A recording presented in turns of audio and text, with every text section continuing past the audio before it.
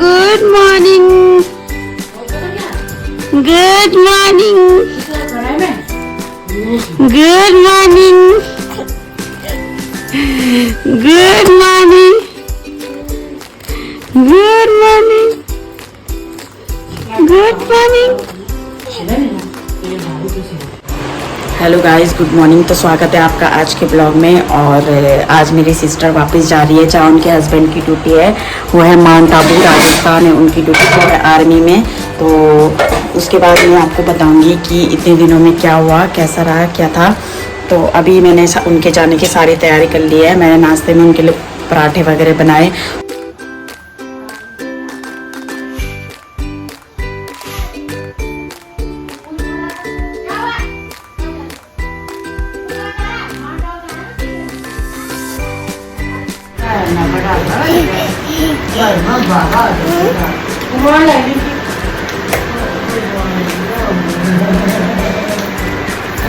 बैठा पहले इसको बैठा कुछ को आगे से बैठा ना, हाँ वो उसको पकड़ के चढ़ा चढ़ेगा।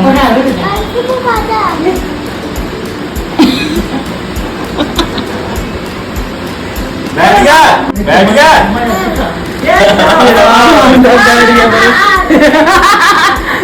मोटू पेड़ को पकड़ लिया उसने, पकड़ा नहीं जा रहा, पकड़ा नहीं जा रहा। बहुत मजा गिर रहा तो उसको पेड़ पकड़ रहा। तू आगे बैठा, इसको आगे बैठा भी शिब्बू को।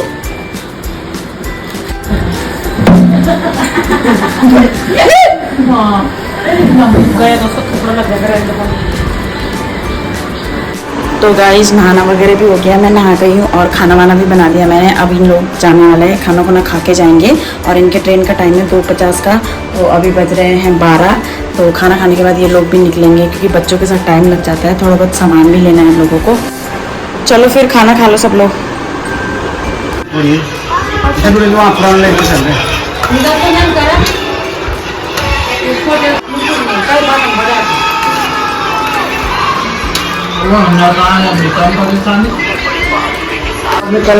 रोड चलेगा,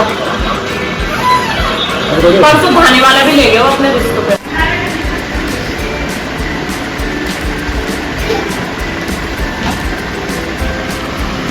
नानी को भी ठीक है ये भी चिपी असली मैम आते हैं आज देखिए।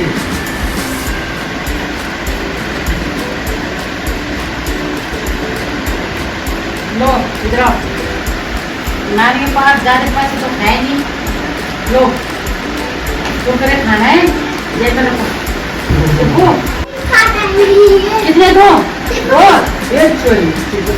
कितना दो नहीं दो ले 1। सिपू ले, सिपू मेरे को दे दे, प्लीज दे देना, दे दे यार, दे दे।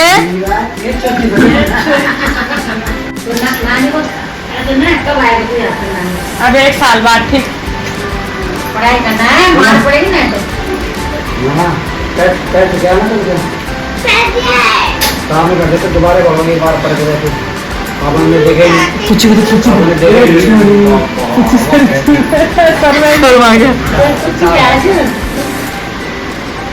नींबू अच्छा तो नानी को लगाया, नानी को किया नहीं।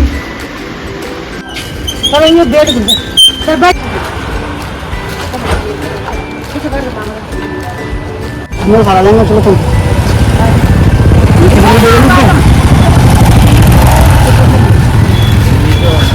आजा भी हम पापा के साथ।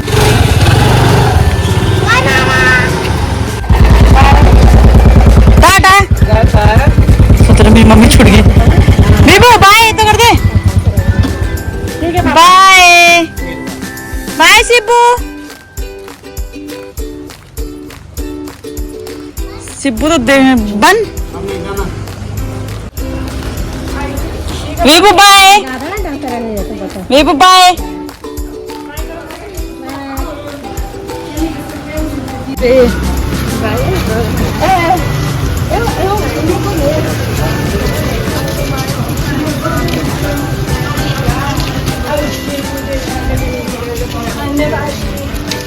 जाके बारात हो लगे।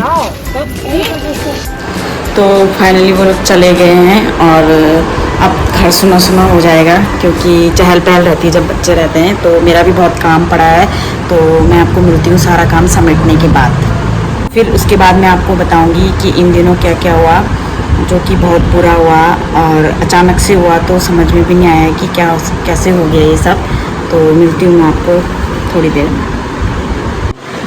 तो बहुत सारा काम फैला था और मेरा काम सिमट चुका है, सारा काम निपटा दिया मैंने। अब मैं फ्री हो गई हूँ, तो मैं आपसे बात करना चाहती थी। मैंने सोचा था मैं आपको बताऊँगी, क्योंकि इन दिनों कुछ भी अच्छा नहीं था मेरी सिस्टर की फैमिली के लिए भी और उनके लिए भी, सिस्टर लोगों के लिए भी।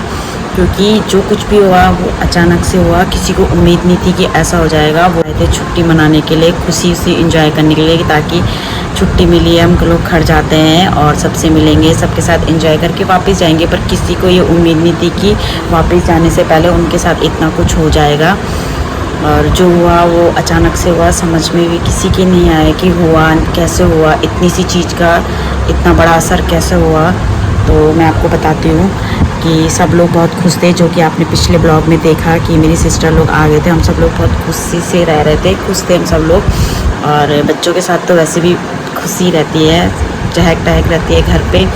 तो कुछ काम था उसके दादाजी का, तो वो यहाँ ऋषिकेश आए थे। उन्होंने सोचा था मैं अपने नाती पोतों से भी मिल लूँगा, और उसके बाद मेरी सिस्टर ने फिर उनके साथ ससुराल भी जाना था आए थे। तो यहाँ पे भी आए, आराम से हम सब लोग बैठे थे और पोतों ने दादा के साथ थोड़ी देर खेला भी। और उन्हें फीवर वीवर पहले से आ रहा था, दवाई वाई भी वो लेके आ रखे थे। और उन्होंने हम सबके साथ खाना खाया, दवाई वाई ली, सब चीज़। सब लोग सो गए थे आराम से। फिर सुबह उठे, सुबह मम्मी ने उनको चाय दी, गर्म पानी दिया, और फीवर वीवर तो उनको थोड़ा हल्का हो गया था। फिर थोड़ी देर बाद उनको उल्टी सी होने लगी, तो वो बाहर पे गए, उन्होंने उल्टी की। और मम्मी ने कहा चलो आपको उल्टी हो गई है, अब थोड़ा आपका मन हल्का हो जाएगा, तबीयत ठीक हो जाएगी। फिर अचानक से उनका फीवर तेज़ बढ़ने लगा, तो मम्मी लोगों ने कहा उनको हॉस्पिटल लेके जाते हैं। तो मेरी मम्मी ने मेरे सिस्टर के हस्बैंड को बोला कि आप इनको डॉक्टर के पास ले जाओ, थोड़ा तेज़ बुखार है, तो डॉक्टर अच्छे से देख के उनको दवाई दे देगा। उससे पहले मेरी सिस्टर के हस्बैंड ने उनको गीली पट्टी लगाई उनके सर पे, उनके पैरों पे, हाथों पे, उनकी छाती पे, ताकि थोड़ा मतलब बुखार कम हो। उसके बाद मेरा भाई और मेरी सिस्टर के हस्बैंड उनको हॉस्पिटल लेके गए, और हॉस्पिटल ले जाने के बाद डॉक्टरों ने चेकअप वगैरह किया, देखा जो भी उन्होंने किया। और फिर अचानक से थोड़ी देर बाद हमें फ़ोन आता है कि मतलब फ़ोन मेरे भाई ने किया कि वो तो एक्सपायर हो गए।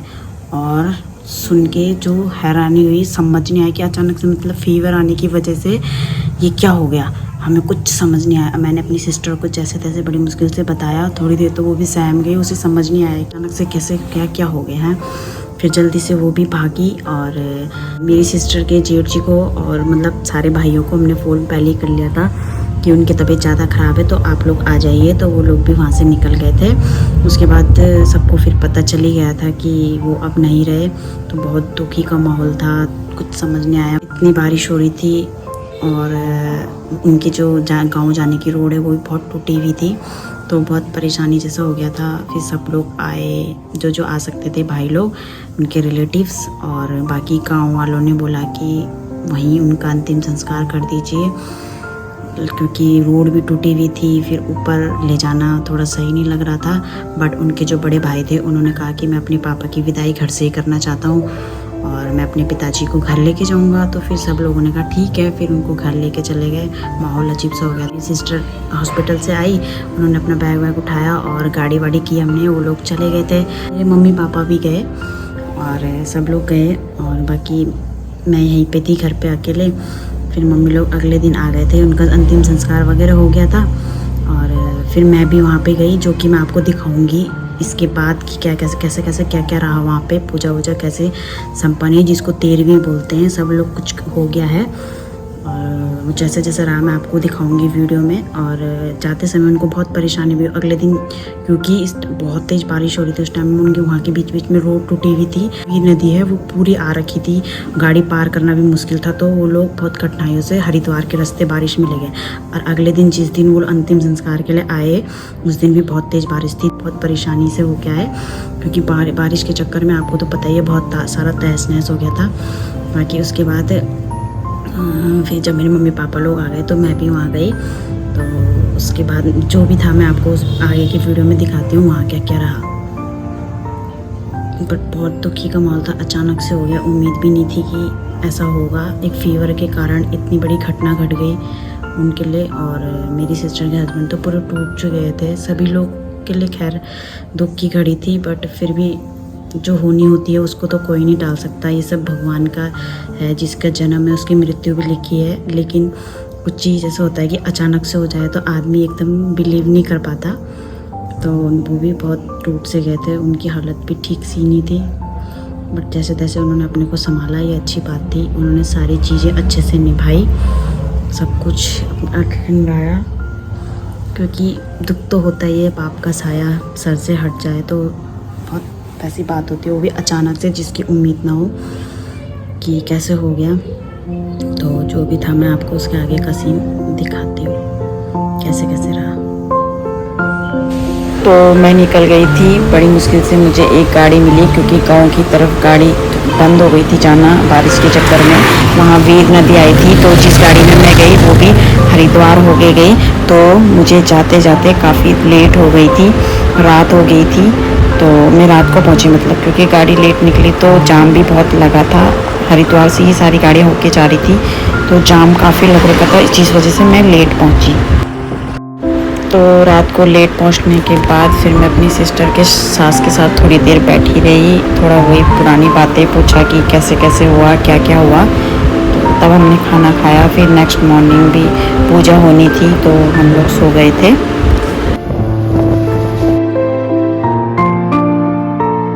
फिर अगले दिन धीरे धीरे बारिश शुरू हो गई और पूजा की तैयारियां भी चलने लग गई थी।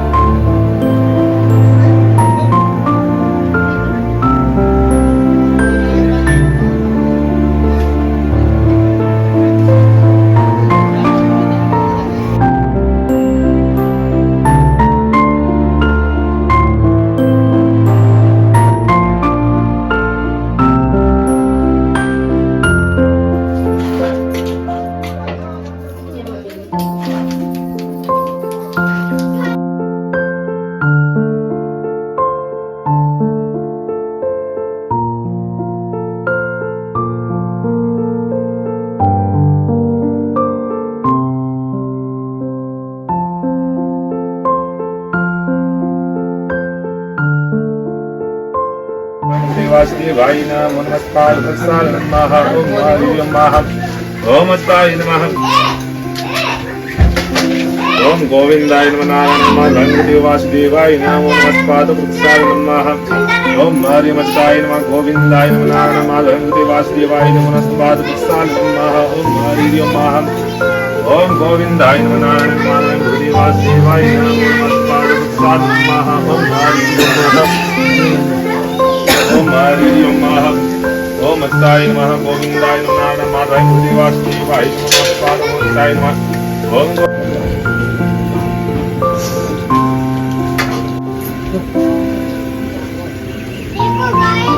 ओम हरि नमः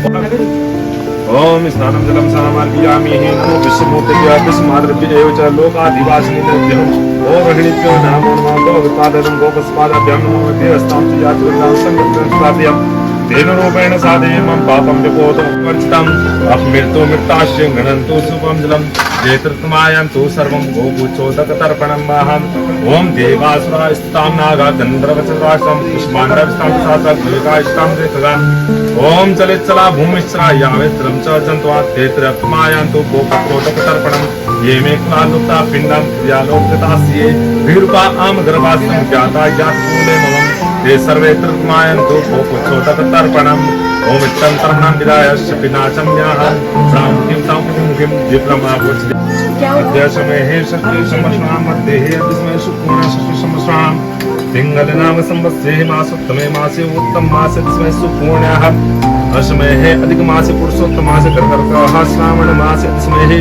चतुर्दशी सुतोयाः अदिस्मय सुपूर्णः अदिस्मय कृष्णपक्षेः तांच अदिस्मय अमुकनाम नक्षत्रे तिक्नाम नक्षत्रे तांच अदिस्मय वासने भौमवासने तांच अदिस्मय वार्तां क्षेत्रा अंतर्गतः उदयपुरमंडला अंतर्गतः अदिस्मय मायापुर क्षेत्रमध्ये अदिस्मय गंगा तीरे सनिकटे अदिस्मय कोटि जनपदांतर्गतः अदिस्मय श्री बिंदवासिनी माता सन्ते कोटेश्वर भगवान महादेव मंदिरे सिद्धपीठ स्थिते धारकोट नामने सुग्रामे वास्तव्यंच काश्यप गोत्रस्यः अदिस्मय सुगुणानां गोत्रस्य तांच सत्यवंशोन्मा रावजातुत्पन्नः मृतका उत्तम सिंह तांच तस्यः नारकोत्तारणायाः अदिस्मय विष्णु लोकवाप्ते उत्तम पद वाप्ते पितृ पंक्ति स्थान प्रवेशार्थ अदिस्मय तकच सकुटुंब सपरिवार सहिताः मोक्षः दान मोक्ष धेनु दान तांच वेकणे दान क्रमंच अस्मै तस्यः मोक्ष प्राप्ते सद्प्राप्ते नारकोत्तारणायाः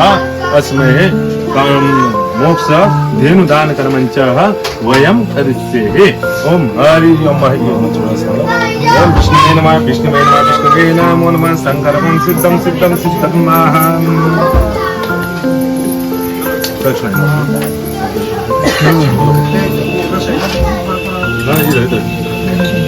ओम हरि ओम महं अब ऐसा करो परिक्रमा ओम यानि कानि च पापानि जन्मान्तरकीर्तानि च तानि सर्वाणि विनश्यन्ति मेन प्रदक्षिणाय पदे पदे यानि कानि च पापानि जन्मान्तरकीर्तानि च तानि सर्वाणि विनश्यन्ति मेन प्रदक्षिणाय पदे पदे ओम नमो ब्रह्मणदेवाय गोब्राह्मणाय च ज्योतिषाय कृष्णाय गोविन्दाय नमो नमः नमो नमः ओम यानि कानि च पापानि जन्मान्तरकीर्तानि च तानि सर्वाणि विनश्यन्ति प्रदक्षिणाय पदे पदे ओम हरि ओम नमो ब्रह्मदेवाय गोब्राह्मणाय च ज्योतिषाय कृष्णाय स्थान प्राप्त हुए वैकुंठ लोक प्राप्त है विष्णु लोक प्राप्त है ठीक है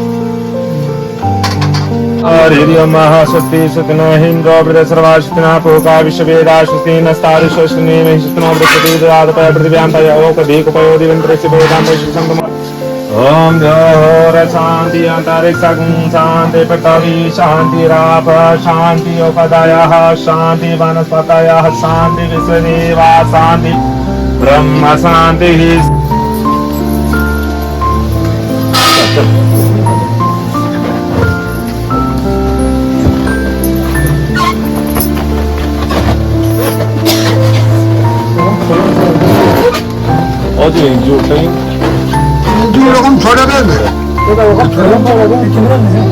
पूजा और बातचीत दान के बाद फिर सब लोगों को प्रसाद खिलाया।